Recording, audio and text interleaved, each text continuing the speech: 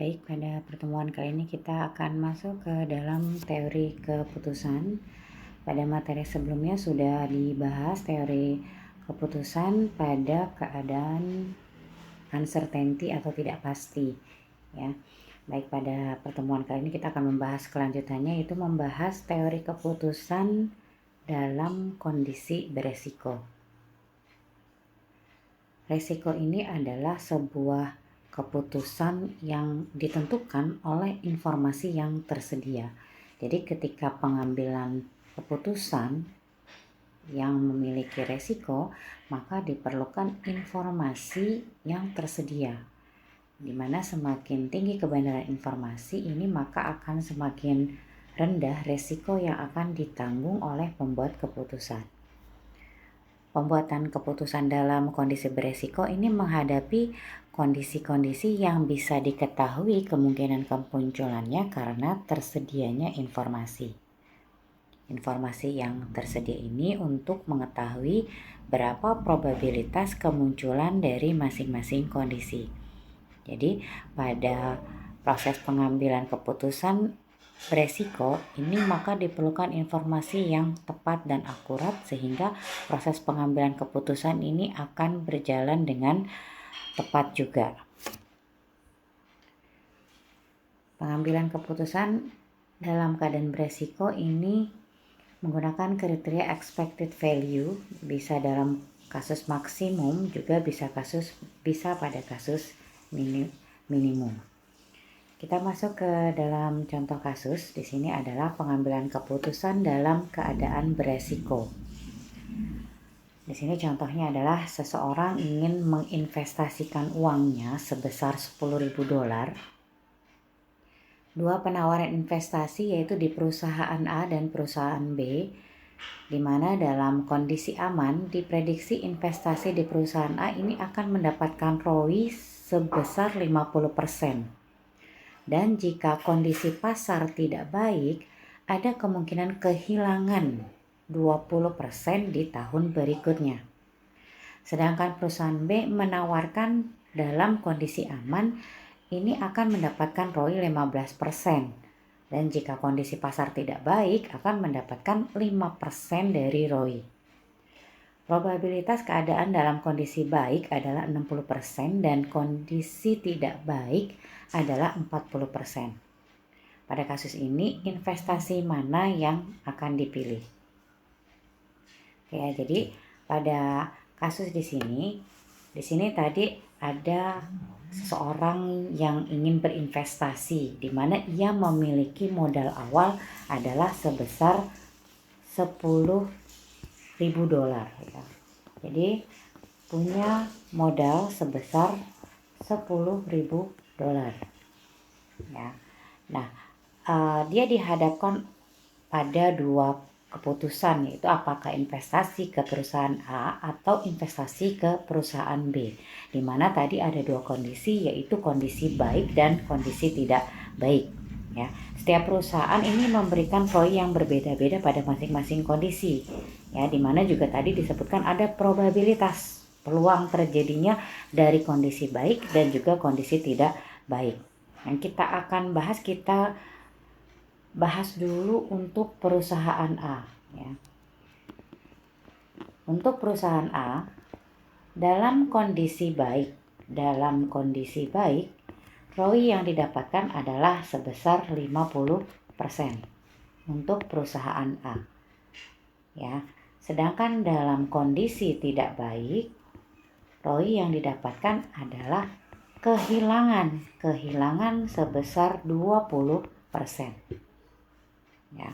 Lalu untuk perusahaan B, dalam kondisi baik ini akan mendapatkan ROI sebesar 15%. Sedangkan dalam keadaan tidak baik ini akan mendapatkan ROI sebesar 5%. Ya, kalau kita lihat di sini untuk perusahaan A ini dalam kondisi baik ROI-nya cukup tinggi, yaitu 50%. Tapi dalam kondisi tidak baik ROI-nya ini akan kemungkinan mendapatkan kehilangan sebesar 20%. Sedangkan pada B, ROI-nya kalau dalam kondisi baik 15%, tapi dalam kondisi tidak baik ROI-nya kecil, yaitu hanya sebesar 5%. Ya, tapi masih lebih baik ya dibandingkan perusahaan A tadi ROI-nya bisa hilang, kemungkinan ada kehilangan sebesar 20%. Ini adalah presentase keuntungan dari si modal yang tadi 10.000 ya. Karena tadi kita punya modalnya 10.000 ya. Untuk si A ini akan kita hitung dalam kondisi baik ya. Untuk si A dalam kondisi baik ya. Tadi dia adalah 50%. 50% dikali 10.000. Hasilnya adalah 5.000. Ya. Dalam kondisi tidak baik tadi dia adalah minus 20% dikali 10.000. Hasilnya adalah minus 2.000. Jadi kalau dalam kondisi baik dia dapat 5.000 dolar. Tapi dalam kondisi tidak baik dia kehilangan 2.000 dolar. Lalu untuk perusahaan B. Untuk perusahaan B dalam kondisi baik 15% dikali 10.000. Hasilnya adalah 1.500 dolar. Dalam kondisi tidak baik hasilnya adalah 5% dikali 10.000 dolar. Hasilnya adalah 500 dolar. Kalau kita lihat sepintas ya untuk A, ini keuntungannya kalau dalam kondisi baik cukup besar, dia dapat 5.000 dolar. Tapi dalam kondisi tidak baik dia rugi, bukannya dapat untung tapi rugi minus 2.000 dolar. Si B dalam kondisi baik dia dapat 1.500 dolar, tapi dalam kondisi tidak baik dia dapatnya 500 dolar. Ya, lalu tadi disebutkan bahwa ada probabilitas kemungkinan terjadinya ya untuk kondisi baik itu besar, yaitu 60%. Probabilitas terjadinya kondisi tidak baik itu sebesar 40%. Ya, maka hasil dari perhitungan ini kita masukkan ke dalam tabel keputusan. Nah, ini adalah tabel keputusannya. Di sini untuk investasi di perusahaan A, tadi dalam kondisi baik kita dapat 5.000, tapi dalam kondisi tidak baik ini minus 2.000 atau dia kehilangan 2.000. Ya, lalu investasi di perusahaan B. Dalam kondisi baik dapat 1.500, dalam kondisi tidak baik dapat 500. Dengan probabilitas kejadiannya kondisi baik adalah 0,6 dan kondisi tidak baik adalah 0,4. Ya, ini adalah tadi yang hasil sudah kita hitung dari masing-masing ROI yang tertera di dalam soal.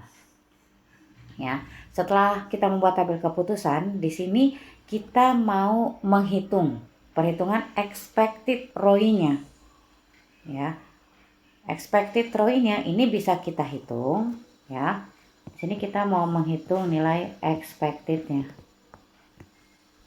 Expected ROI-nya kita hitung untuk perusahaan A terlebih dahulu. Tadi dalam kondisi baik ini adalah 5.000. 5.000 dikali dengan probabilitas terjadi kejadiannya yaitu 0,6. Maka 5.000 dikali 0,6 ini kondisi baik. Ditambah kondisi buruknya tadi adalah minus 2.000 dikali 0,4.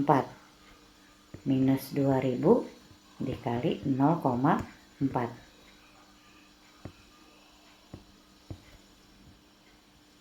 Ya, jadi ini tinggal kita hitung.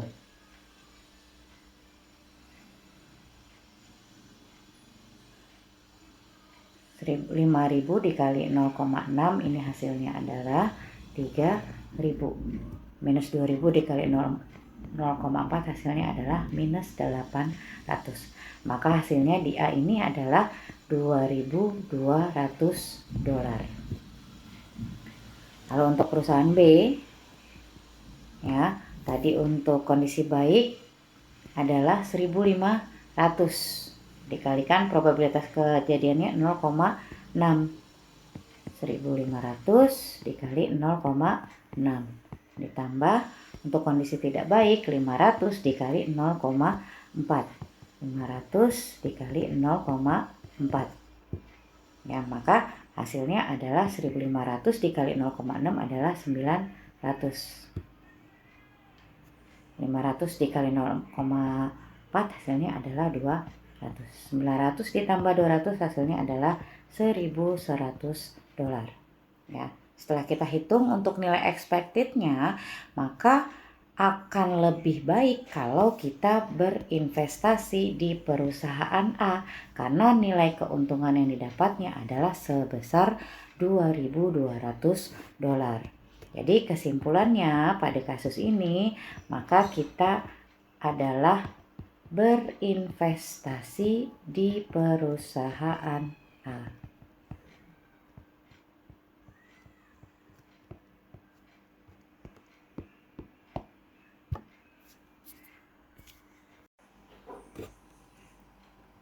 Oke, kita masuk ke contoh soal yang kedua. Di sini seorang investor ingin memilih salah satu dari 3 alternatif investasi dengan mempertimbangkan keadaan di masa depan ya, beserta probabilitasnya masing-masing.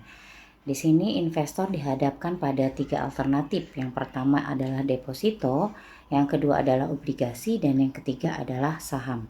Ya, dengan kemungkinan ya, perkiraan di masa depan ini ada 3 kemungkinan ekonomi. Pertama adalah ekonomi baik, yang kedua ekonomi stabil, dan yang ketiga adalah ekonomi turun. Dengan masing-masing probabilitasnya, untuk ekonomi baik ini adalah 0,4 atau sebesar 40%. Lalu untuk ekonomi stabil ini adalah 0,35 atau sebesar 35%. Dan untuk ekonomi ketika sedang turun ini probabilitas terjadinya adalah sebesar 0,25 atau 25%. Tabel keuntungan dari masing-masing alternatif ini dalam satuan jutaan rupiah.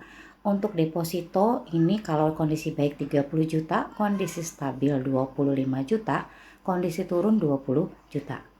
Sedangkan untuk obligasi pada kondisi baik 50 juta, kondisi stabil 28 juta, kondisi turun adalah 10 juta. Untuk saham kondisi baik adalah 80 juta, kondisi stabil adalah 20 juta, dan kondisi turun adalah minus 30 juta.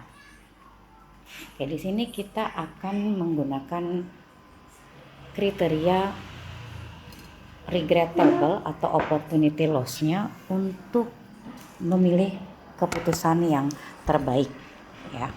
Jadi yang pertama di sini kita tentukan dulu payoff maksimum ya dari masing-masing kemungkinan ya, dari 3 kemungkinan ekonomi baik, stabil ataupun turun ya. Untuk rumusnya ini adalah untuk rumus regret ini adalah maksimum payoff dikurangi payoff alternatif ya. Jadi di sini kita hitung dulu untuk maksimumnya ya. Untuk S1 ya atau ekonomi baik ya. Di sini kita cari dulu maksimum payoff-nya. Maksimum payoff-nya di sini adalah di 80 ya. Nilai terbesarnya 80. Maka 80 ini kita kurangkan dengan payoff alternatif yang ada di kolom yang sama ya. Jadi di sini kita pakai untuk mengurangi payoff yang sama ya. 80 dikurangi 30, 80 dikurangi 50, 80 dikurangi 80 ya. Maka di sini hasilnya adalah 50, 30, 0. Lalu untuk di kolom S2 atau ekonomi stabil, untuk nilai maksimumnya adalah 28 ya. Maka kita kurangkan 28 dengan 25, 28 dengan 28, 28 dengan 20. Hasilnya adalah 308. Lalu selanjutnya untuk kolom S3 untuk nilai maksimumnya ada di 20 ya. Berarti 20 dikurangi 20, 20 dikurangi 10, 20 dikurangi 30. Hasilnya adalah 0, 10, 50. Oke, langkah selanjutnya setelah kita menghitung, maka ini adalah tabel ya yang sudah kita kurangi. Ini namanya adalah tabel opportunity loss-nya. Tabel opportunity loss. Ya, atau disebut juga dengan regret table. Selanjutnya kita mau menghitung expected opportunity loss-nya. Ya, di sini kita menggunakan probabilitas yang ini. Ya, kita gunakan masukkan untuk expected opportunity loss-nya. Ya, untuk A1 ya.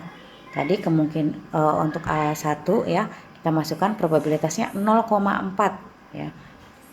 Kita masukkan 0,4 dikali 50 ya. Ini ya. Lalu tambah 0,35 dikali 30 ya. Ini yang kedua. Lalu ditambah S3 nya 0,25 dikali 0. Hasilnya adalah 21,05 juta untuk deposito atau A1 ya. Untuk A2 expected opportunity loss untuk A2 caranya sama ya. Kita masukkan 0,4 dikali 30 ditambah 0,35 dikali 0 ditambah 0,25 dikali 10. Hasilnya adalah 14,5 juta. Lalu untuk saham atau A3 0,4 dikali 0 ditambah 0,35 dikali 10 ditambah 0,25 dikali 50. Hasilnya adalah 15,3 juta. Ya. Di sini yang kita pilih kalau menggunakan expected opportunity loss ya, dengan menggunakan tadi tabel opportunity loss, yang dipilih adalah hasil akhir dengan nilai expected opportunity loss-nya yang terendah. Ya. Di sini untuk yang A1 21,05 juta, yang untuk A2 14,5 juta, untuk yang A3 adalah 15,3 juta. Maka jika menggunakan rumus metode tabel opportunity loss, maka kesimpulannya kita ambil yang memiliki nilai expected opportunity loss-nya yang terendah. Maka yang dipilih pada kasus ini adalah berinvestasi di obligasi karena menghasilkan nilai expected opportunity loss-nya terendah, yaitu di 14,5 juta.